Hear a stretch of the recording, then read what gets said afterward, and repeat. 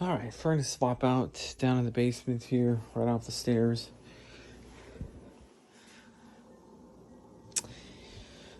They've got carpet squares down here, so you might want to try to cover some of this just so we don't ruin those. But furnace is B width. It's 46 inch tall. It's got a 5-inch flue. It's a Y back there. It does have a flue liner. At least it appears to have a flue liner.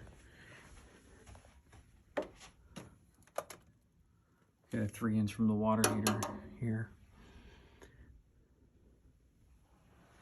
Gas line shut off. Returns a 14. Zoom out here. It's 14 by just shy of 25. It's like 24 and a half. This is a 9.5 inch opening here. So I think probably just supposed to leave this in place. We'll need to do 1210, and then we'll have like a 2.5 inch filler piece. We'll do another B width. Because this is 46 inches tall, I don't know if it makes sense to drop the coil down or just put a base furnace and then just make that connection there. You'll have about 6 inches to play with. You can drop the coil down, but they do have the line sets kind of screwed in to the sheet metal here.